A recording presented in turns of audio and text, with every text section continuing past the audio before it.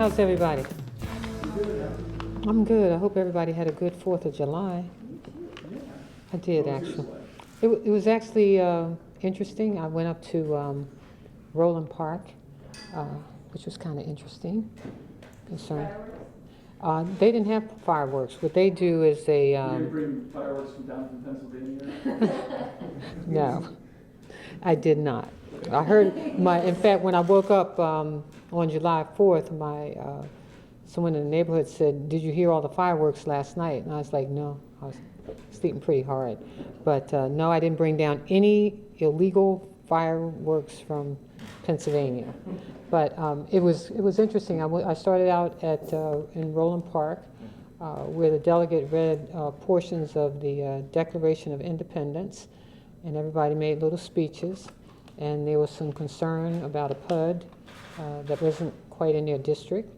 And then I went on and then they splashed water on the children. I think you all did that. Did a great job. Fire department. And then last night I participated in my first fireworks at the Inner Harbor. Packed. I don't know how they measure. They say they measure the people by the helicopters, that there's about 28,000. It just looked like the people just never stopped. And I don't know if they get to measure the people all the way down in Federal Hill or Canton. And I don't know if you all have had a chance to visit the new Sandlot. Have you seen that? No. I've heard. Very interesting. Whereas a company has actually brought sand to the Inner Harbor, and I think you pay $15 to go in. Oh, really? Yeah, and people were seated all around. So I don't know if that 28,000, 30,000 projection really is indicative of all the people who are in the Inner Harbor area. But I think that it was a fairly calm 4th of July. We did have 5 adults and 3 juveniles arrested. 1 serious stabbing of a juvenile that I understand is still in critical condition. I think that was at Howard and Fayette Street, and so that was after the fireworks. It was people had left the Inner Harbor area, but it was really, really, really crowded. The Navy Band was great, if you like Navy Band music. And so I actually brought the fire chief here because they've got a big resource fair that's coming up, and you all might have some questions for him, so I thought he should share the resource fair, and then you all can ask him some questions, and I'll be here for some additional questions. Thank you, Madam Mayor. As Mayor Pugh mentioned, we're hosting an open house and resource fair at Engine 35. That's in the Brooklyn community. On Thursday, July 13th, from 3 o'clock to 7 p.m. These events are extremely important to the community and to the Baltimore City Fire Department. During the 4-hour resource fair, city residents will have an opportunity to learn more about occupations in the fire service. They'll also have an opportunity to learn some life-saving techniques like hands-only CPR. We're also going to have a mobile safety center there that will engage the community. They'll also receive information about how to get smoke alarms in their residence. And as the mayor said, call 311 and get one. I'll put that plug in right now. You call 311, our people will be out within 2 hours to install a smoke alarm on every level of the house. Residents will also have the opportunity to meet their friendly fire chief, who is me, and the hard-working firefighters and paramedics at Engine 35. And we'll also have individuals from other stations there as well. We welcome everyone to attend the open house and resource fair. Bring your family, bring your friends, bring your neighbors, bring people who don't want to come. The fire department this is their community fire department. This is your fire department, and our doors are open, and we're there to help people and also to make a difference in the community. Do you all have any questions? Chief, for the Curtis Bay fire, there are 2 fire hydrants that weren't working at that fire. How did that affect firefighters' ability to fight the fire? Right. You have a lot of instances. This is emergency circumstances. Things happen all the time. One of the things our people learn how to do is to adjust. It is not unusual for issues and things to occur. So they adjusted, and they adjusted pretty rapidly to the situation. How common an occurrence is it for firefighters to come across a dry fire? It's not extraordinarily common, primarily because our people check the hydrants every 6 months and flow water. In fact, the 2 hydrants that you're discussing, they checked and flowed water in those hydrants, one 9 days ago and the other one 44 days ago. So we're trying to figure out exactly what happened, but it's not something that's common, but our folks are trained to be able to deal with emergency situations and things that occur. What happens when you check them, well, I guess you don't know when they go dry, if they were checked 9 days ago. What causes them to go dry? Right. Well, it's I shouldn't use the word dry. Maybe it's malfunction, could be anything. May have a problem with valves in the system. But what happens is when our folks, the reason why they go out and flow test is to make sure that the hydrants are working. If the hydrants aren't working, they report them, and then the hydrants are repaired. So do you know exactly why these 2 fire hydrants weren't? Not at this time. In fact, I have people sitting over in my office right now working through that situation.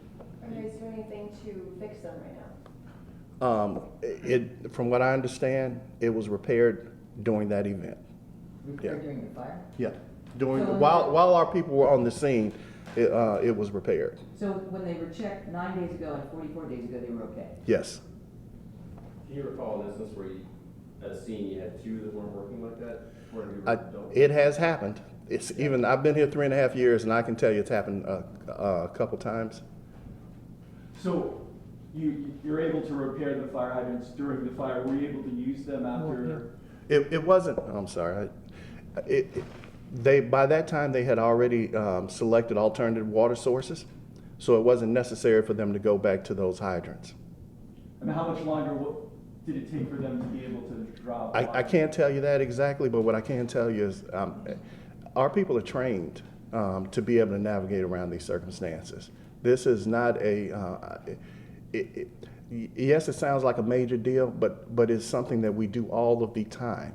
So it wasn't a difficult challenge for them. Do we know how we fixed the hydrants? So I don't know. Okay. Do not know. I just know that that Public Works was called in fact, while I was on the scene, and they showed up while I was on the scene. Thank you. Mm-hmm. Let me announce, too, that we have 7,000 Baltimore City youth and young adults ages 14 to 21 who have currently been placed in jobs throughout the city. 450 of them are working in city jobs, earning salaries funded by our sponsoring agencies. Let me remind you all that the minimum wage did go up, as it would have gone up, and it went up for our young people as well. They'll be earning $9.25 an hour. I also wanted you all to know that we have something close to 3,130 young people that are now in our summer camps, in parks and recreation summer camps. I also, last week, had an opportunity to visit the commissioner's summer basketball camp, where we have 600 young people engaged, watching those 7- and 8-year-olds run up and down the court. That was the lowest scoring game I'd have ever seen, but the fastest running young people I've ever seen. And they, unlike on television where you get those breaks, where they get the timeouts, they don't get timeouts. They got, I saw one timeout and I think a 2-minute in between breaks. So I know that when those children finish running up and down the courts, that I'm sure they got good sleep that night. So it's good to know they all 600 are engaged in that particular program. So we're very excited about the work we're doing with young people. I just left the state's attorney's summer program as well. I think she has probably about 40 young people engaged in the summer state's attorney's program. So we're doing as much as we can to make sure that our young people are engaged this summer, but also if anyone out there is has a legitimate youth program, if they dial 211, they can also get summer meals for young people. We just opened up Langston Hughes up in Park Heights for another feeding program for young people this summer. So I'm open for questions. Mayor, just to follow up on that, of the youth that are employed this summer, many of them are employed through YouthWorks. Yes. And that is a public effort? Public and private. Public and private. Do you know how many private businesses have hired young people? I'll get you that number because a lot of these are hired by by our private sector. I know, for example, I know BG&E does it, Under Armour, some others do it. In fact, when we kicked it off with the private sector, because one of the things I think you all remember me asking is, please don't just throw us the money so we put children to work in city agencies. Give us, give those young people an opportunity to work for your companies and corporations. So I'll get that number for you. But it's through YouthWorks that they It's do through this. YouthWorks, and but they also provide funding. We've raised money through the private sector, and many of them make major commitments to the youth program.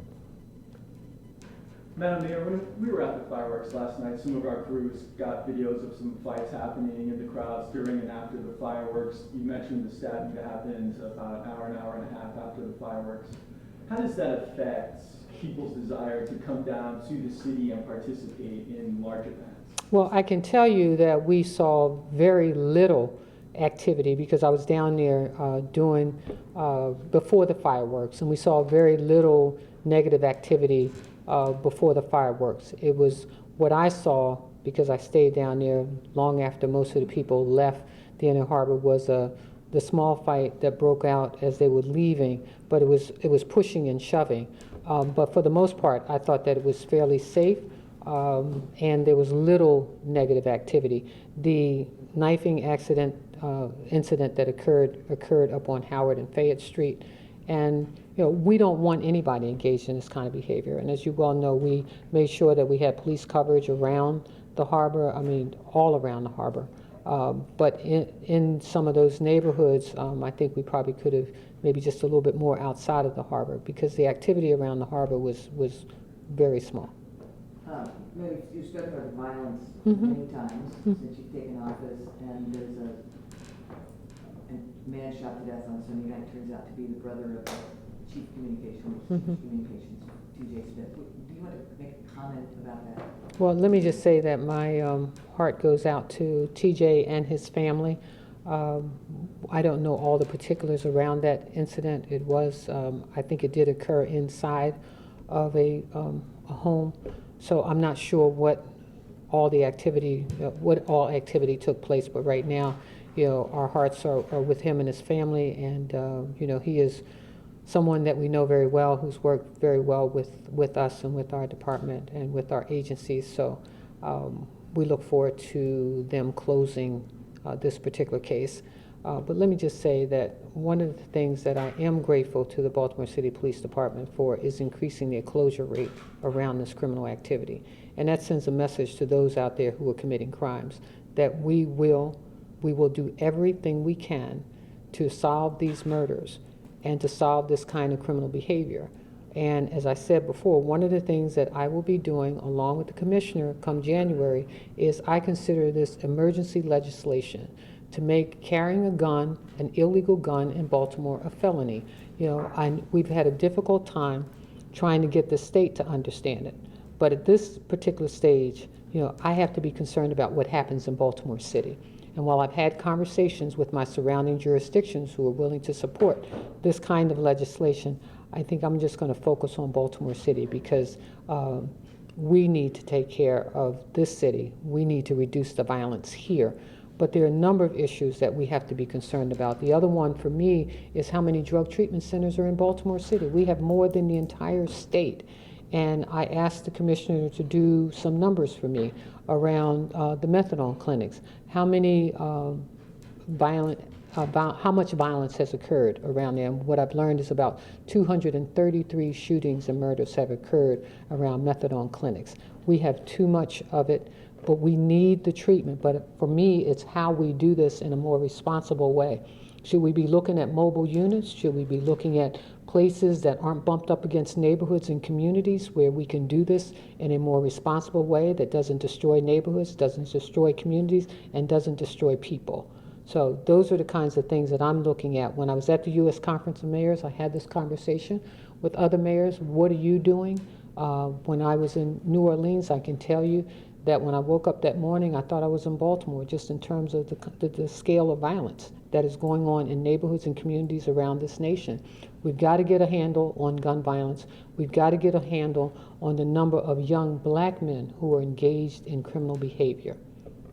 When you talk about the methadone, so what you're suggesting? I would say is methadone and they drug treatment. serve as a magnet? I think they serve as an attraction. Drug treatment facility. Here's the question I always ask Jane, and I ask folks in the public to ask themselves the same question. If you had a child who was on drugs, would you treat them in the neighborhood in which they were drug addicted? And I would think that your answer would be no. That you would put them on a plane, send them in Timbuktu or somewhere where they could get away from the criminal behavior, away from the element that created this kind of activity and action by this particular individual. The other question I ask the public to ask themselves is, if you were a drug dealer, where would you go stand? And I would venture to say that as close to a drug treatment center as you possibly can, because you have a ready clientele who is struggling to get off of drugs. And I just think that there has to be, and this is my opinion, and I'm asking for folks to look at this from a policy perspective, from a state perspective, and from a national perspective. Because while it is necessary for us to have drug treatment, the question becomes, how do we do it in a responsible way? You know, should we be using mobile units? I'm not sure. Should we be going to people's homes and delivering them methadone? I'm not sure. But what I do know is that what is happening when I evaluate the criminal activity around these facilities, it's a problem. It is a problem for the neighborhood, it's a problem for the community, it's a problem for the city. I think a problem for the state and a problem for the country. And I think we have to rethink. You know, sometimes because we do things for so long a certain way, it's hard to put a hard stop and say, let's look at it differently. I'm saying we need to look at it differently. And the 233 shootings over what period of time? I think I asked the commissioner, it has to be in the last year. Madam Mayor, going back to the fireworks, with one of our photographers caught video of one of the fights, and it didn't seem like police tried to break up the fight that was going on. What is your expectation of police when a fight is happening in the Inner Harbor during fireworks? What is your expectation of them in order of breaking up the fight? Well, I would probably say a little differently, because I was there and I was standing with police officers when they moved towards an incident to sort of kind of part the young people, as opposed to, in fact, I saw 2 young people get handcuffs. So I know that they moved toward the activity to quiet it, and it did quiet it very quickly in the area. I was standing right there near the amphitheater area, and it quieted pretty quickly because people just stopped. Police rushed in, got the 2 individuals who were engaged in the activity, handcuffed them, and moved them out of the way, which slowed down the activity in that particular area. Have you heard from any businesses who are worried about a decline in foot traffic, given the increase in violence for the summer already? I don't think there was a decline in foot traffic downtown. And my understanding is all the hotels were filled, all the restaurants were packed. And again, I think you're talking about a particular area, but if you were going all the way around the harbor, as I did, you'd have saw the activity. We had more boats in the harbor than I've ever seen before. Unbelievable. I don't mean specifically for the 4th, though. I mean like long term. Well, I can tell you that the conventions and conferences are coming. People are excited. When I was in New Orleans, I met a number of Phi Alpha men who were saying how excited they are to come to Baltimore and look forward to me speaking when they get here. So we're always concerned about violence. We want violence, our focus is on violence reduction in this city.